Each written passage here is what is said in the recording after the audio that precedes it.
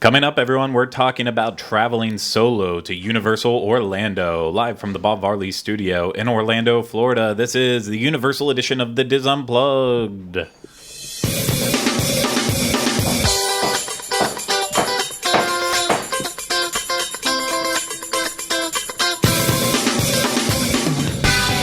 This is episode 70 of the Diz Unplugged Universal edition. The Diz Unplugged Universal Edition is brought to you by Dreams Unlimited Travel.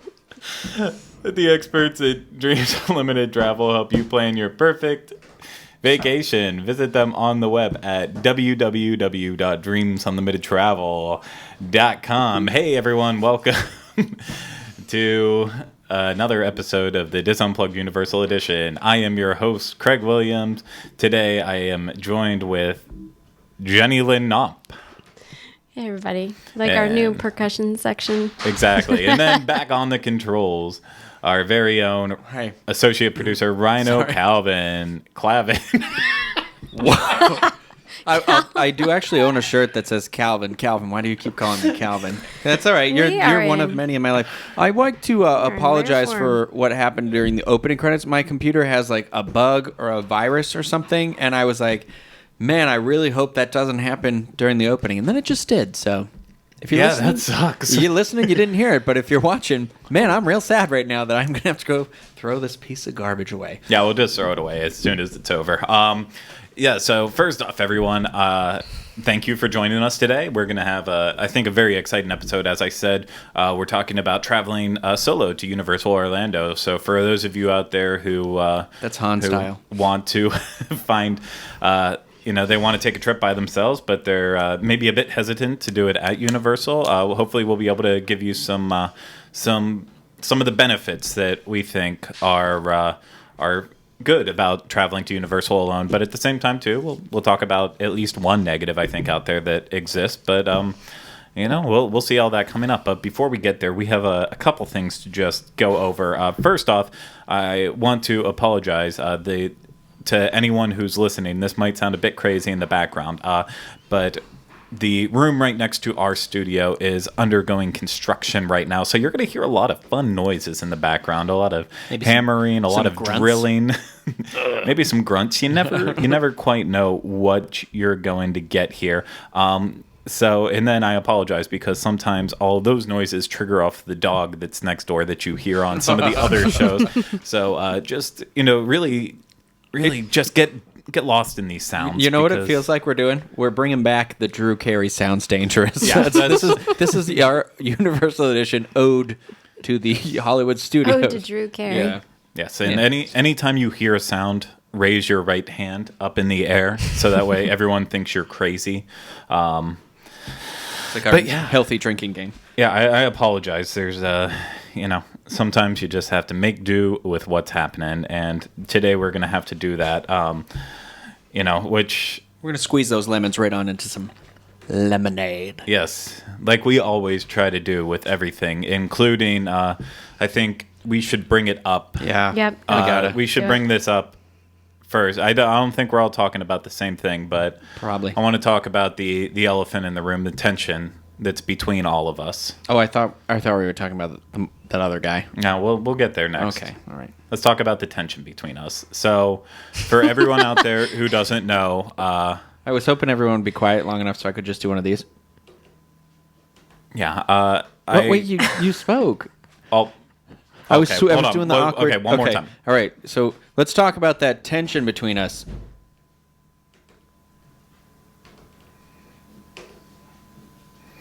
Nailed it. Yeah, there's some massive tension between us. I'm wondering which tension you're going to address, whether it's the sexual tension between you and I that is apparent to people on the Disboards, or the sexual tension between you and I. Or the sexual tension between you and Rhino. Yeah. Well, for everyone out there, my marriage is a complete sham. It's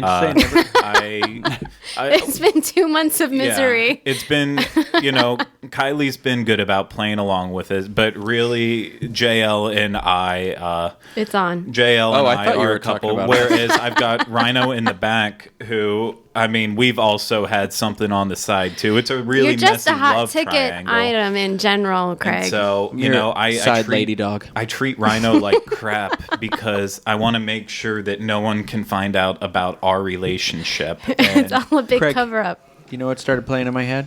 My Heart Will Go On. Our song. It's beautiful. That is our song. Hold me But- like you did in the lakes of Naboo, where there was nothing but our love. Right. Exactly. So, all joking aside, we have received quite a bit of comments and messages on last week's show in particular about there was something off with our group, and that's a lot of times I get ones that I hate Rhino and stuff like that. I think I've addressed it before. I'll address it one more time. Rhino is one of my greatest friends that I have right now. I work with him at least once a week outside of doing this and talk to him quite a bit. There's rarely a day that goes by that we're not texting about something just as friends, not even having to do with work. Mm-hmm.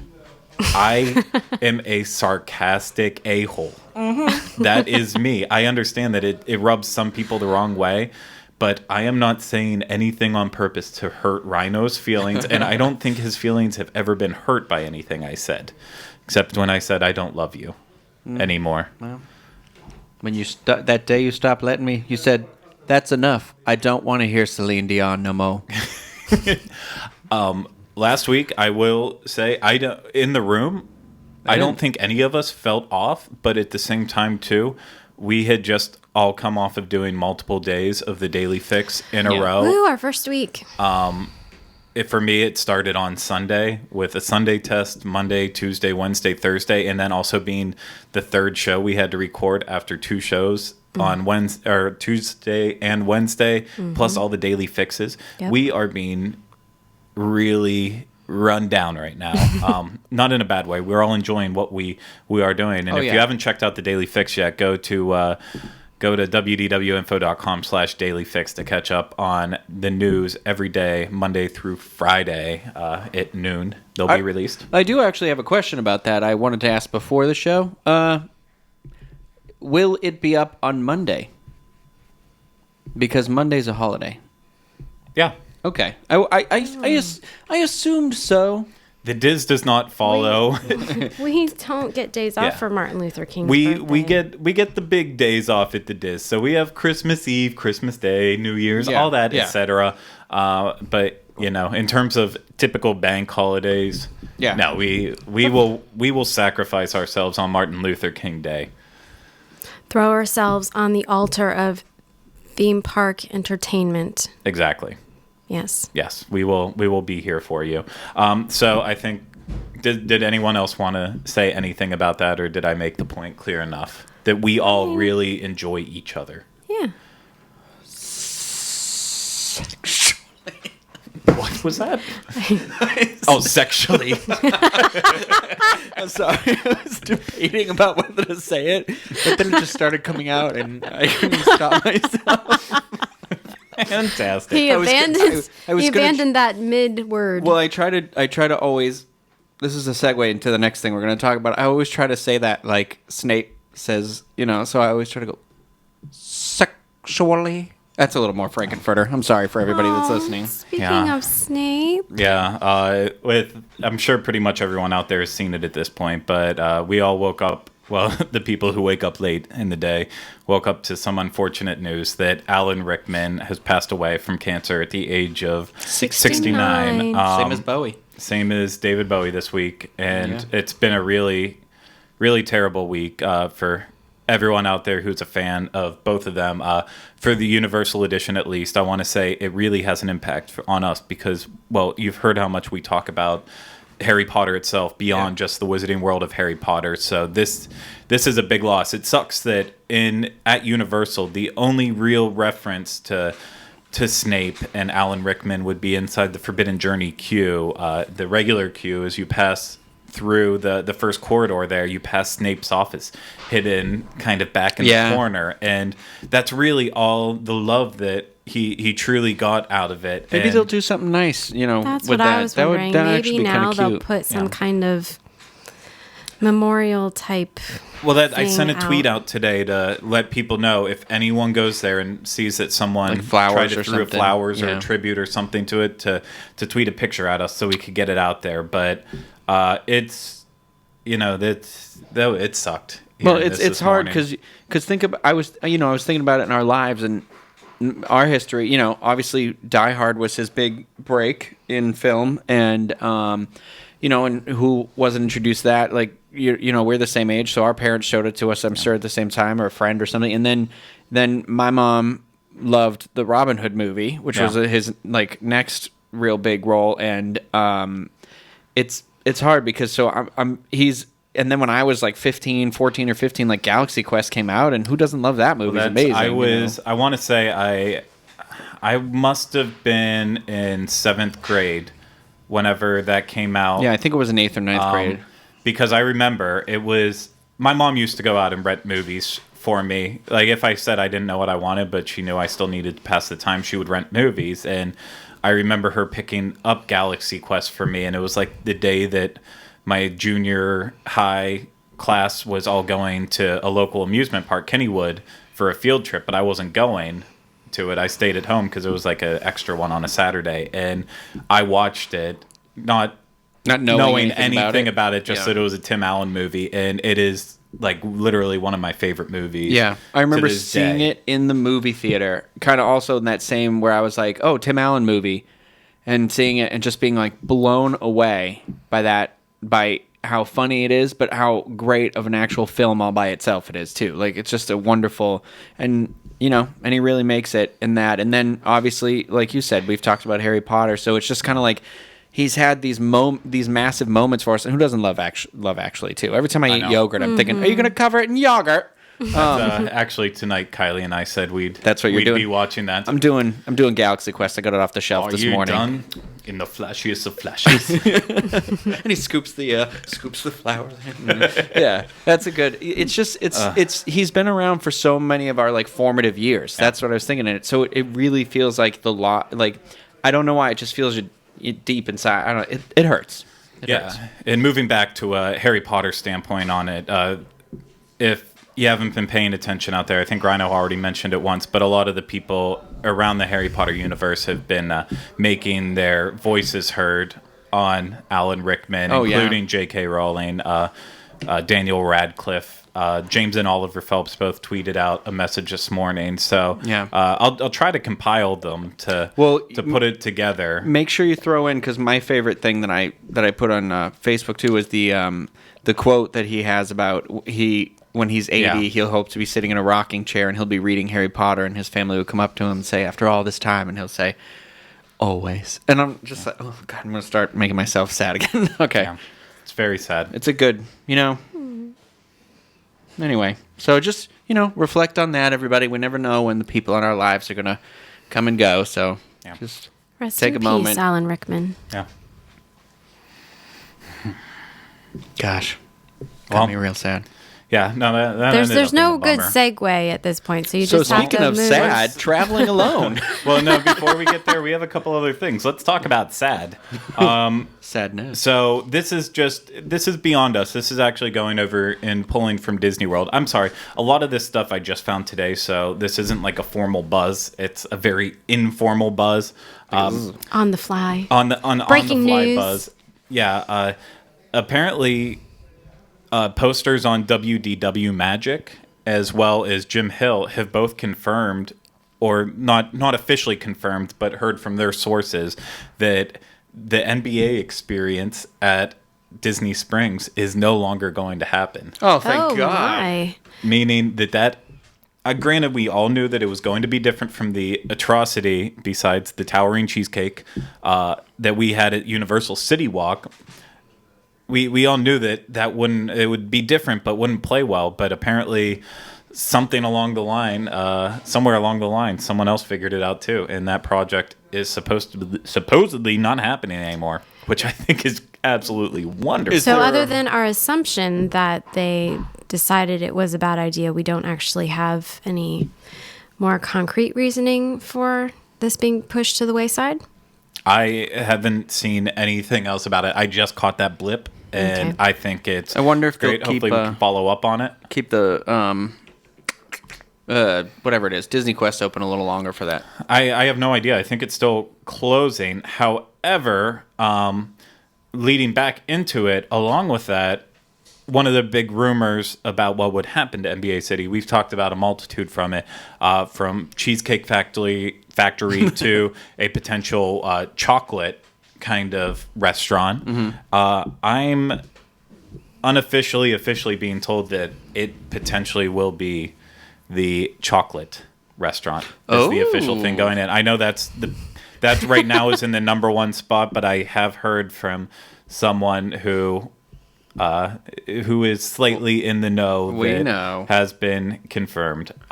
So I'm glad it's something cool. That has got to be the most like the statement I know it that makes I've heard no sense. with the most loopholes in it. With I've officially been told that maybe there might be possibly this slight chance of probability that Okay, well, A, I want to protect my source. Don't quote me on it, but quote me I on it. want to protect my source. B, at the same time, I know he watches the show, so I don't, not all of them, sometimes. Now I know. So I don't want him to get mad at me or her. Now I know. I don't want him or her to get mad at me for saying something that they may or may not have said. So about all the I'm saying, possibility of the slight chance that But we're as- not certain, but As we've learned from what you just said about Disney Springs, anything can change still. So it might not even happen. So yeah. Anything could still happen. But if it does However, happen, you heard it here first. I think we are to expect a chocolate style restaurant, which I guess those are getting very popular. Sweet shop restaurants and chocolate restaurants where they Didn't they put something at iDrive 360 has one now. the one from Vegas. The Sugar Factory. Yeah. Yeah. So I'm hit or miss on chocolate. There's some days where I can be a chocolate monster, and other days where I just don't want any at all, and I don't even want to look at it. So I don't really like chocolate, but I like white chocolate. But it's not something I crave. But I think I like the idea that it's another cool dining experience. I look forward to part of it. Maybe there's something with like Aztec chocolate where it has that bit of spice and. So you guys are looking for a unique experience, is what you're saying. Yeah. But this again is going into. Would be something going into Disney Springs and has nothing to do with Universal. No, this is going into NBA City. Yeah. Oh. That was the segue going from NBA Experience got shut down is now not going to happen at Disney Quest. Boo-hoo to them. We got rid of it, and we're getting a chocolate restaurant instead. I am glad that we clarified because I was lost. Otherwise, that's just a whole Disney World. Well, I was kind of wondering why we were going down that track. I guess apparently I was just on the wrong train. Maybe I didn't connect the bridge. As Gotta opposed to write burning those it. lyrics a little better. Maybe I didn't connect 4. There you go. All right. Well, you're on the City Walk food area. Just real quick, I went to celebrate with some Florida friends who did not get to celebrate with my birthday. This was within the 4 days. I went back to sports bar and NBC. whatever. I'm sorry. And even the guy was NBC like, "Why are you Sports. calling it that?" Grill and Brew. Grill and Brew. Brill and Brew. And Sorry. I have to say, excellent again. Everything was excellent. And there was a Cuban meatloaf sandwich. If you have not had this, it's the thing you must do next. So it's real good. And I got that cake. Fed me for 3 days. I'm so hungry. I'm so hungry. Nothing can cure my hunger. Sometimes I don't know what to do with the two of you. This is called stalling for time. You Remember we Googling talked something? about that yesterday. Stalling for time. I haven't gotten the hang of that yet. I can keep talking about it. No. We're good on that. So my time stalling has been complete. So let's actually start talking about some Universal stuff. Still not traveling solo Imagine yet. that. These ones will be quick. Just a little blip for anyone in the parks today, yesterday, potentially tomorrow still. I don't know how long it's happening, but the Unbreakable Kimmy Schmidt has been filming at Universal. So Ellie Kemper has been spotted there, who plays the character role of Kimmy Schmidt. She was in the ball pit at Kid Zone. Lisa Kudrow is there too. What? As part of it. She was seen riding Rip Ride Rocket. And then Tina Fey, who writes the show, is also is at property. I know they were also, Tina and Lisa were seen at the Tequila Cave at Epcot yesterday. So they're all around right now. I don't know how much of the cast is actually there, but at least those three are there. And I mean, if I could put on my stocking glasses tonight, I would definitely go over there for a chance to see Ellie Kemper. Yeah, I know it's kind of bizarre to say like, oh, Tina Fey's there. I'm not a huge fan of her. What about Lisa Kudrow? But Lisa Kudrow, yeah, still not like I love Friends, but she's not my favorite friend at all. But Ellie Kemper's she's no Chandler. Ellie Kemper, it's Aaron in The Office, is just pure comedic brilliance. Okay, what'd you say to her?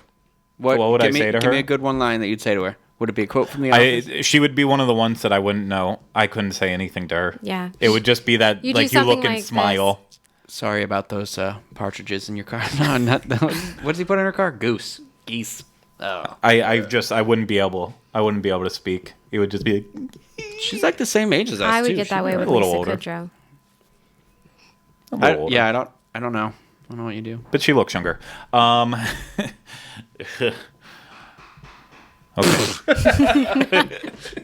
That was the. That's the cue to move along. Okay. Everything is like still weird around me because it's like as soon as I stop for a second, then I hear a hammer and you're talking, and not that I'm comparing you to a hammer. But if I had a hammer.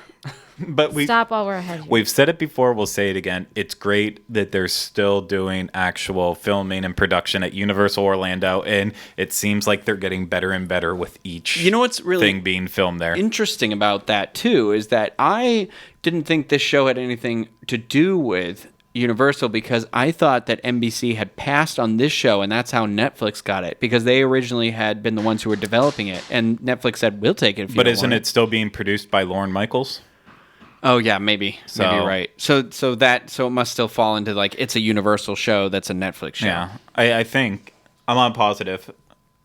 But it's still cool. You never know with the ties of Hollywood because like Mindy Project is filmed on the sound stages of Universal, yet it was shown on Fox and now is shown on Netflix. So yeah. It's all crazy, or not Netflix, Hulu. Sorry. Well, I know mistake. It's the whole. It's not the. It's where it's shooting is not who owns it. Who owns the studio that plays it. Blah blah blah. I don't want anyone to write us an email and tell me about it again. Okay. Last thing. I promise. Yeah. This was literally breaking news before we went on there. It's not huge in order to plan your trip, but it was still interesting. Sandra Petticini, Sandra, sorry. It's like a nice Italian dinner. She posted an article on Orlando Sentinel. Now we have one on our site. Plans surfaced through the South Florida Water Management District that shows that Universal is planning on building a separate tram/bus road that's dedicated just to getting people from the south parking structure to a site south of Sapphire Falls. That will be the dedicated way to get to Volcano Bay, the water theme park that's opening up in 2017. The new parking structure that's being built, is that the one you're referring to, or the current one? They're building a road from the south parking structure. So because there's two right now. There's two right there. There's the north parking structure, and then there's the south parking structure. So there will be a loop around the south parking structure where people will be able to park there to go to Volcano Bay, and then they'll board a bus or a tram, and that will take them to right below Sapphire Falls, where then they'll go under a pedestrian tunnel, and then they'll be at Sapphire Falls, or at Volcano Bay, which is right below to the south of Cabana Bay. Interesting. So I think that is interesting, and I wonder if they will use that in some way to play into the theming of, transporting you to their new little water park land. It's very interesting. The first thing I kind of thought about it is, God, that seems like kind of a hassle I to was get thinking that too. there. But at the same time, too, because, a lot of people go to water parks. I've seen it like Disney ones where they're basically ready to go, all dressed up in their stuff, and then they just walk right in. Whereas this isn't that far off from like Disneyland, where their parking lots aren't very close at all to any of the parks. You basically have to take a shuttle to get there if you don't want to walk. So it's not like unheard of that people have to take shuttles. Heck, look at the Magic Kingdom. Mm-hmm. It's out there, but for a water park, that's just kind of, it's something about it seems a little off-putting to me. Maybe not to everyone else out there. Maybe I'm in the minority. I think I'm going to reserve my judgment, just kind of wait and see how they pull it off. Because like I said, if they can somehow pull it into the anticipation of the arrival at the park, the way that Magic Kingdom's original intention was, you go to the trams, but then you have to take the monorail or the ferry boat to cross over this big thing to arrive at the magical place. And then you do feel like you are somewhere totally other than where you were when you were in the parking lot. Yeah.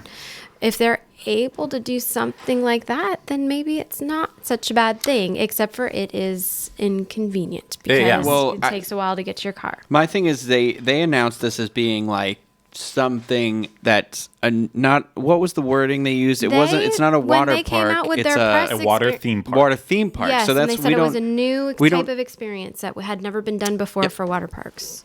But it's still going to have water park elements to it. Well, that's what I was trying to say is that it's just, we don't know yet because we don't know what that means necessarily. So you could, I'm not saying like, it's like, well, you can go in your regular clothes, but it's just, you know what I'm saying? Like, we don't know what the experiences encompass. Yeah, because let's say people get soaked and then they're riding back on the tram to go back to their car in soaking wet clothes, and then it starts getting that gross factor into it. So it's all very interesting to me. But again, we do have to wait to see until we actually know what all is in Volcano Bay. I just had a gross thought. You don't want to sit on a tram seat if it's already wet from somebody else's. No, that's like butt wetness. That's like the scary. I hate getting on like Splash Mountain whenever you look down and you see the seats already wet. Yeah. It's like, that's not pee or anything. It's just from the ride, but it's still that mental thing. It's wet. Diarrhea.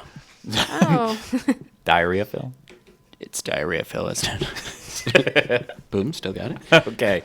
Any more thoughts on that? Nope. Okay, let's start riding solo. Traveling solo.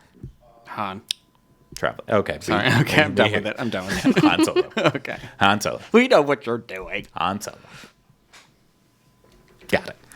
Ben. Okay, never mind. I'm sorry. So we've gotten this question a multitude of times, perhaps once, maybe twice, in our lifetime of being a show together. But it's a good question nonetheless. And I know it's been brought up in times, just conversations between ourselves. How do you feel about going to the parks alone? Not necessarily just Universal in this case, but Disney. I know it differs for everyone, but for me personally, I am a huge fan of going to the parks by myself. And I'll be quite honest, unless I know I'm going with like a date with Kylie, or I know the three of us are going to like do a review, or just generally being ridiculous in some way going through. And I would prefer to just go by myself all the time. And we'll get into the reason why I see it as a benefit. But before we get started here, what are y'all's opinions on traveling to parks? Do you prefer solo, alone, a mixture of both? Let's hear it. JL? I like a mixture of both because I don't like to be alone all the time. I like the idea of sharing experiences with people.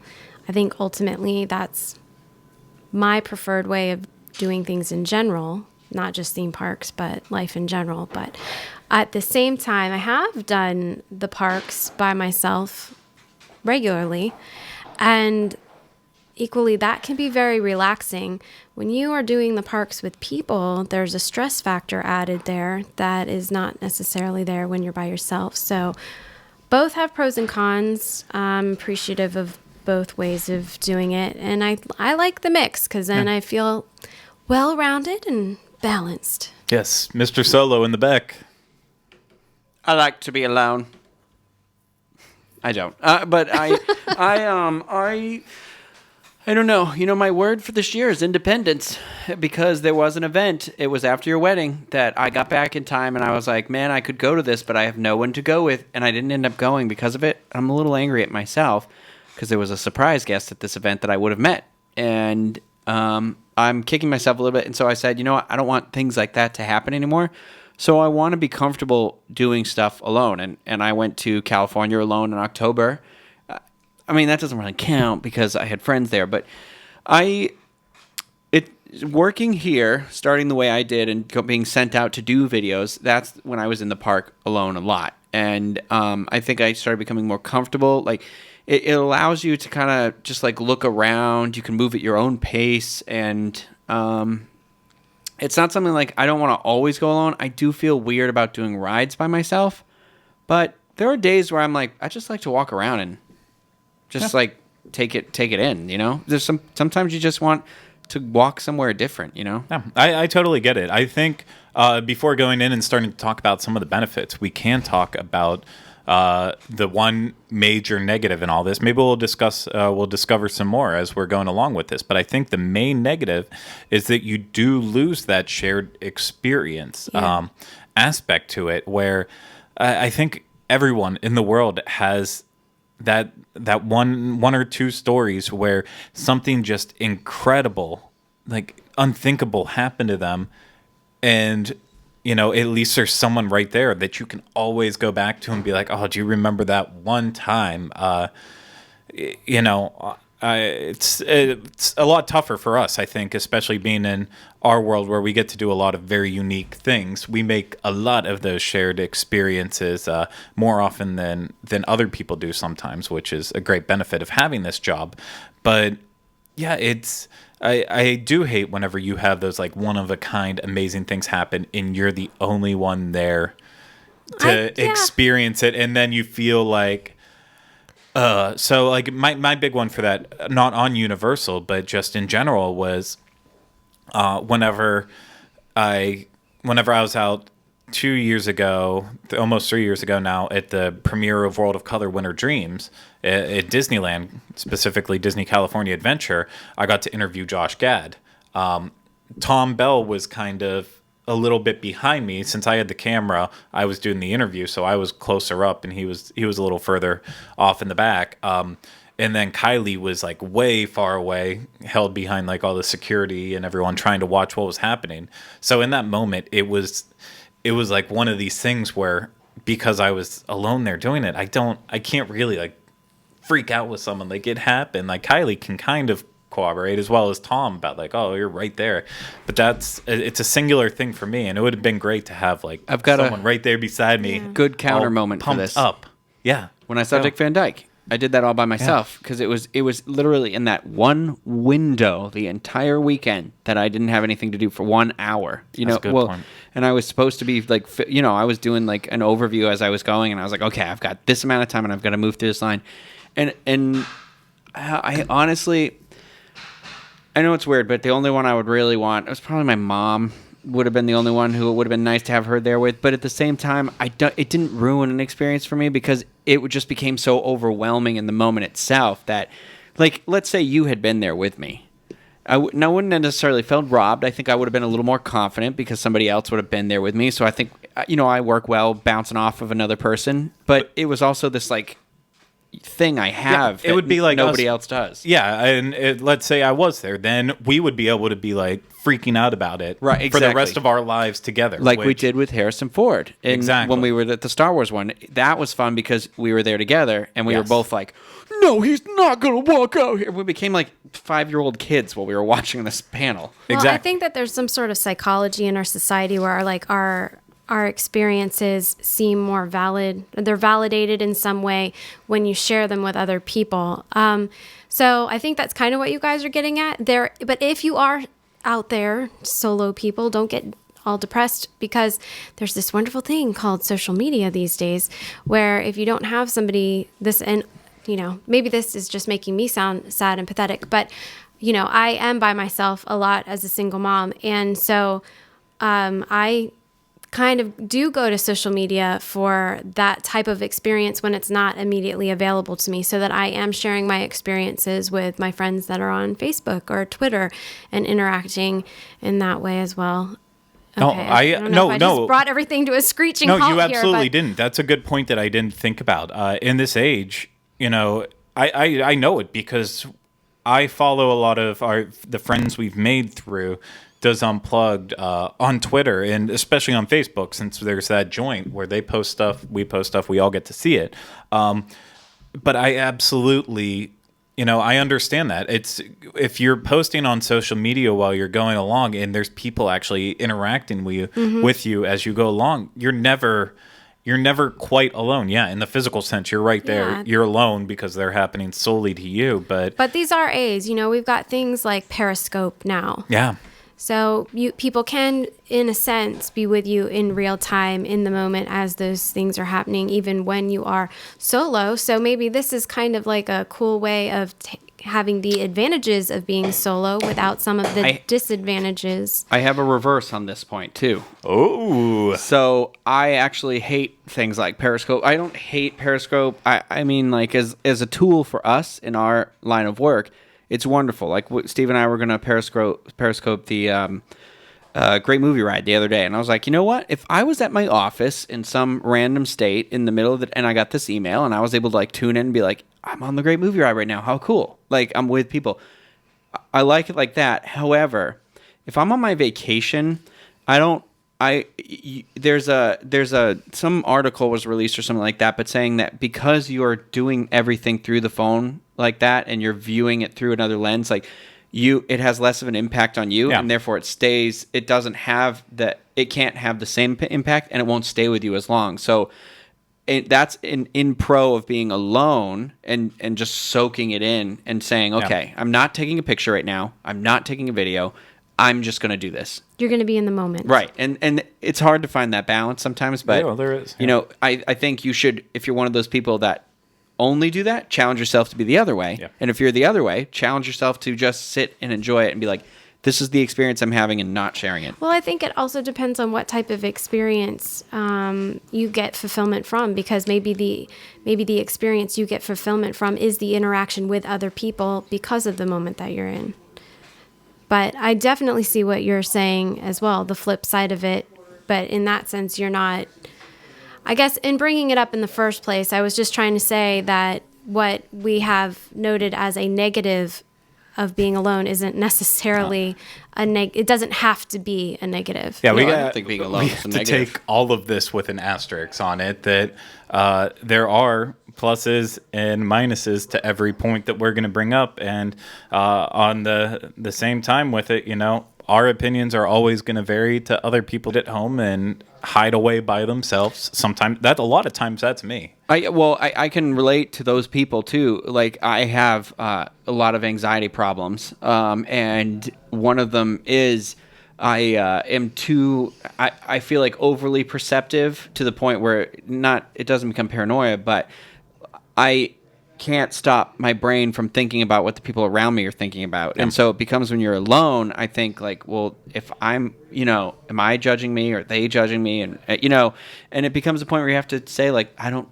care. I mean, and it's hard to get to that point. What? I've seen this firsthand with Rhino. Yes, you have. It's going to embarrass him, but he will only use a stall if we're going to the restroom somewhere. Yeah. Oh, and I'm going to let you know, me using that stall though, that's a big move, because until like 2000, I think it was until I moved here, I would never use a public restroom, even if it was a stall or whatever. Now I'm like, I gotta pee. I have some news for you, Craig. Yeah. I only use a stall when I go to the restroom as well. Jesus. It just gets worse and worse. Okay. But that's one of the reasons why I can't use the urinal, because I think to myself, now they're judging me. I've been standing here too long. Nothing's happened. Now they think I'm being inappropriate. Like, get me out of this. I think this is maybe outside of the... So back to traveling solo. Well, now that we're off potty talk. I'm just relating to that mental aspect of being like the crushing fear of what everybody else is. I gotcha. God, now what are you guys thinking about me? Now let's talk about those benefits that I see, and we are going to kind of bounce around with my original list that I wanted to do. It's already gotten brought up a couple times, so let's talk about it. I think the first big thing is time management. Whenever you are traveling solo through a theme park, time management is so much better because unless you're a mega planner and your whole family's on board with you or all your group of friends is on board with you, with your craziness of where you want to go when you want to be here, there, that place, you don't have to worry about that so much and letting people down whenever you're traveling solo because you're alone. Exactly. You don't have to worry about, your 3 children that need to make potty stops every 10 minutes. And one that can't because he's too afraid to use the restroom. And that. And that happened to me at Busch Gardens as a kid. I wouldn't go. 24 hours I went without anything coming out of my body. We are still back on Rhino's potty habits. Okay. Or, who's hungry and needs a snack. So even though you've got the plan you're trying to keep, you're adhered to, you have to, accommodate the unexpected hunger pang of your 6-year-old or whatnot. Yeah, And the whole reason why I wanted to discuss this one is I love traveling with my family. I love anytime they come down to visit me at the theme parks. But the main thing that I've yelled at all of them about too is whenever we get together in a group, now that my sister and I live down here and we don't have to plan vacations, we don't have to plan out all those details. So they get down here, we're just like, okay, well, what do we want to do? They won't make the decision. It's And like, well, move. I know what I want, and I'm trying to look for that because that's the enjoyment that I get out of theme parks. Whenever it's something new for the first time, sometimes I have that like dying urge that I want to get it on film right away. I want to take pictures of it. Other times I get the mental reality check of enjoy it the first time, do it the second time. Mm-hmm. But it that's with my habits of how I like to travel around a theme park, that doesn't work all the time with my family unless they want to put up with me going around and having to do that, which sometimes they do. Well, because you guys have different agendas. Yes, we all have different agendas. And for me, that's, I'm not saying I prefer to travel solo to a theme park, but, I almost think to myself, maybe the first time I get to see an overseas, specifically Asian theme park, as much as I want to experience that with other people, maybe I want to do that by myself, something that I'm doing alone, so I know I can do it the way that I want to do it and not have to worry about letting other people down, especially for a trip that might be a once-in-a-lifetime thing. That's that delicate balance. Fundamentally, you're saying it's kind of cool because you get to be a little bit selfish. Yeah. Well, that's how I felt about, like, when I went by myself in October. I was like, I feel bad, but then I was like, you know what, I can do that movie stuff that I want to do. That it's hard to find somebody who wants to do that stuff, like who's so fascinated by the footprints, or like the walkers, or like I just wanted to walk on the beach.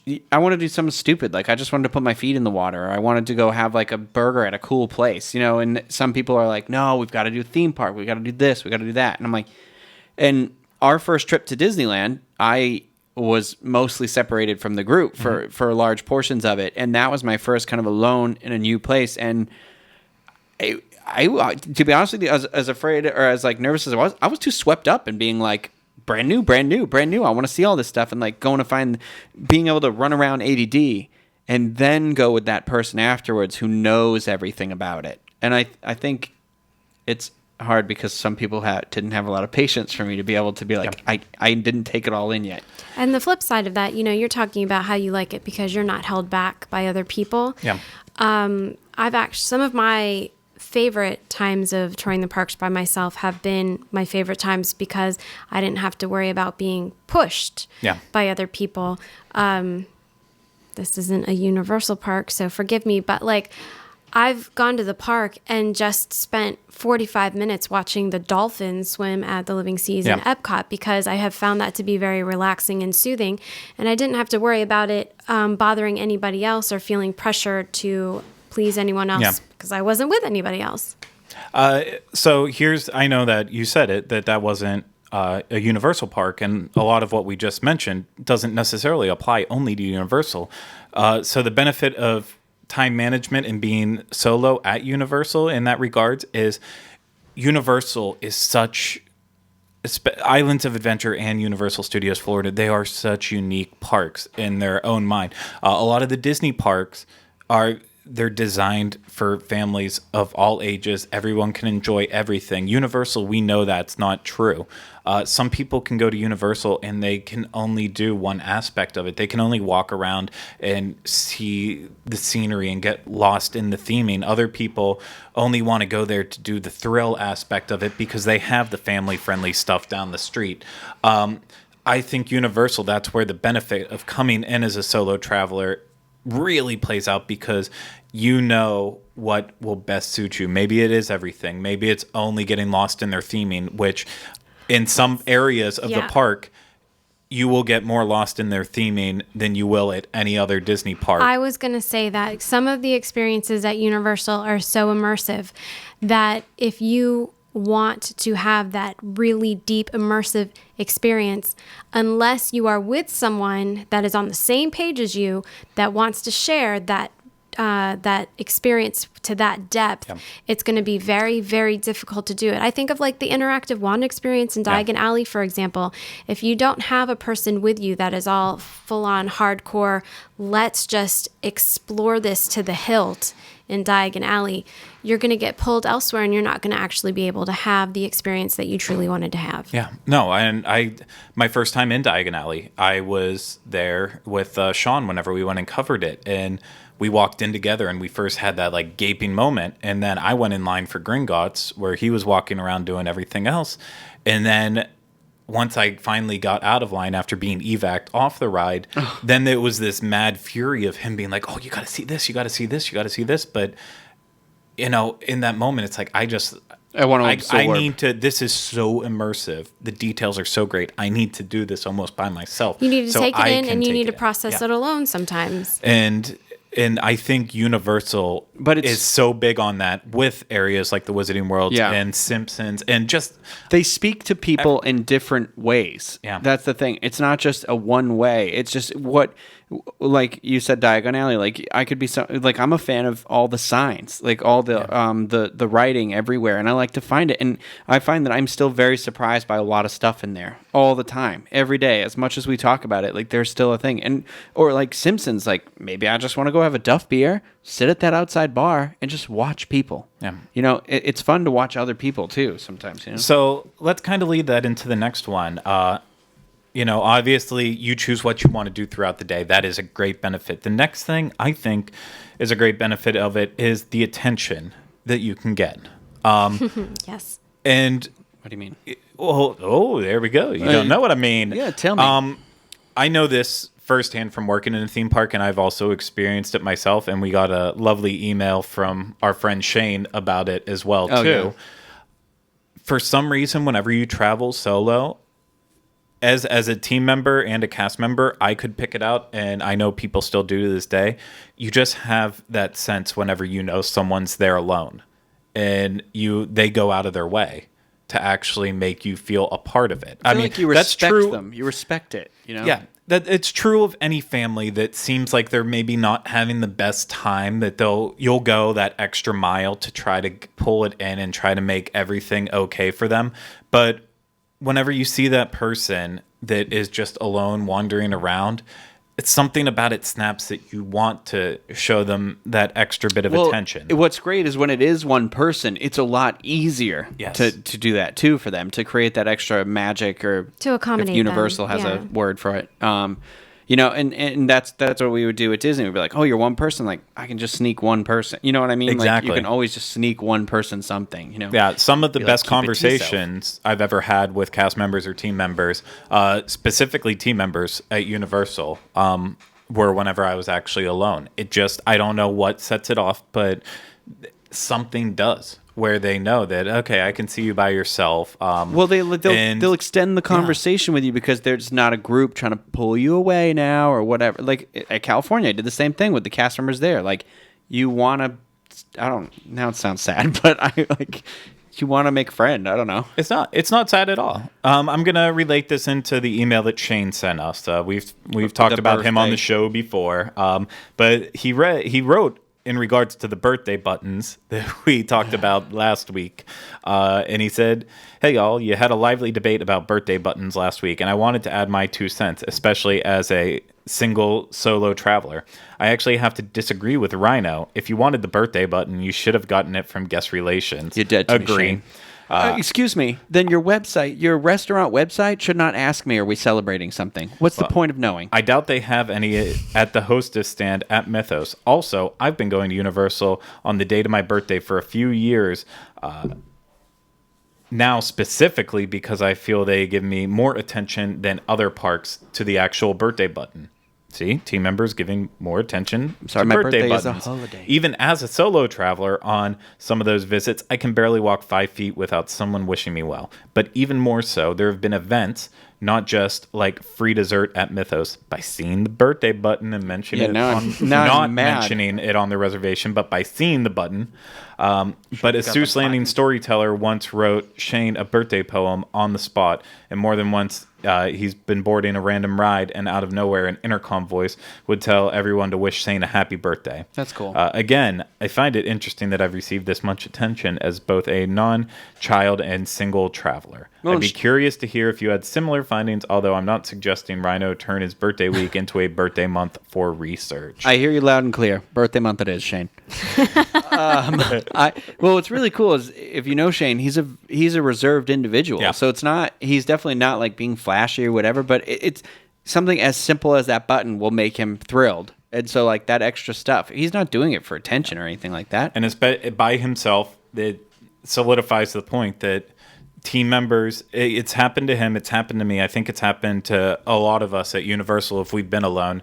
For some reason, Universal just has this knack of when you're alone, they go the extra mile. And that happened to actually someone on our Diz team too, Jackie. That's right. Which leads us, it's a segue into the next one where we talk about dining, but the attention that you get, and this was technically at Royal Pacific Resort, not at one of the parks. But one of the resorts, yeah. Yes. And so Jackie, our community manager on Disboards.com and member of the trip, during our land and sea adventure that we did last May, she was dining at Captain Jake's at Royal Pacific. And all of our plans all got mixed up. And so she wanted to have dinner, so she ended up going alone. Yeah, she took our reservation, which was originally for 6, I believe. Yeah. And she ended up being the only one out of the 6 of us to be able to show up. So she did have dinner at Jake's by herself alone. Yeah, Jake's American Bar, not Captain Jake's. What the hell am I saying? And it seemed like because she was there, she got exceptional service, not only from the server, but also the manager, who came over and sat down at her table with her and spoke with her for a while, made sure that she was getting the utmost attention. I think where she wasn't complaining about anything, he actually called the server over at a point or two and demanded that the server, give her a refill or make sure that something didn't look quite right and she needed a replacement without Jackie even having to request anything. And then at the end, he validated her parking and did something else that eliminated, I can't remember exactly what it was, but in some way he eliminated a fee that she had. He covered it. Something was comped. Parking. Was it the parking? Yeah. The parking was comped? Yep. Okay. And she just walked out of there feeling like, Queen Elizabeth or something. Yeah. She was so happy. Showered in corgis. No, and that's another great point about Universal and also the Lowe's Hotel team members going out of their way to be great to people who are traveling solo to Universal. And now I want to really mark on dining. I think that dining at Universal by yourself is better than any other theme park out there. I think we've all gone through it at one point where you need to eat at a park and you're alone, and so automatically you gravitate to a quick service. Yeah. Because, you feel better about sitting by yourself there than going into a restaurant and saying, "Oh, I'm all alone." I mean, I've done both. I actually enjoy dining alone. Seeing and forgetting Sarah Marshall, but somebody else is joining you, right? No. Just can I get you a magazine? Yeah. So you've done it by yourself at Universal? You've dined alone there at a sit-down restaurant? I will get to that. Not Okay. in the parks technically, and I'll say I haven't done it in the parks because I just don't really go and I don't eat alone at Universal that often. When I do, I stick to City Walk. A lot of the restaurants, I mean, we've talked about it. A lot of the in-park dining isn't that great to begin with, so I gravitate to City Walk more or less. But I don't mind going and sitting at a table by myself. Again, I think whenever you do that anywhere, Universal team members pick up on it very quickly and they take care of you. But I like to stay at City Walk for the most part, because all of the good places at City Walk, and I'm talking Antojitos, Cowfish, NBC Sports Grill and Brew, Emerald's, Vivo, they all have a bar that you can go and get a full service meal at and be there by yourself. Have that attention from the bartender. You don't have to drink because you're sitting at a bar. There's no rules that say that. Not. But at the same time, you can have that great meal where no one looks at you because you're at a table alone. You're just sitting there at the bar casually having a meal. And I've done that basically at all the restaurants. Not NBC Sports Grill and Brew yet, because that's still very new. I haven't gone to eat there alone yet. But I was about to be like, I'll go there with you and eat alone. I've done it quite a bit, and that's what I appreciate about it. I know at a lot of the Disney resorts, their restaurants will have the bars attached, so you can do that. But it definitely doesn't have that same amount as the ones at City Walk, where I feel like I can go eat there alone with no problems. There's also an advantage to doing that, and that is it saves time, because when you go to these restaurants, a lot of times they will have wait lists, and but the bars are I don't know of any bar that isn't self-seating. Yeah. So if you are by yourself and you're willing to go sit at the bar, a lot of times you can get a seat immediately and you can get your food before, the family of 5 that's been on the waiting list for 45 minutes. Yeah, I've only experienced it once at Vivo where I had to actually... I had to get the last seat at the bar because it was so packed. But in general, I've never had a problem walking up to a bar at Universal, getting a seat immediately, helping into that time management of being by myself at Universal, and then also having a relaxing meal where I can do whatever. I can read a book. I can listen to a podcast. I can make conversation with the people around me, which happens from time to time. You never know who you're gonna meet at any restaurant, anywhere. Like one of the biggest examples for me was whenever we were in Austria eating, Kylie and I were eating, because it's like the German festival tables, how they seat everyone at the restaurant we were eating at. They put a random English man next to us, and we ended up having one of the best conversations with someone I've ever had. And that's happened at Universal too, where you're sitting by yourself at a bar, you strike up conversation with just a random stranger, and then you get taken away. And everyone has that. It's something in common to talk about whenever you're at Universal. You talk about what you're doing there, and that's part of what I love so much about it.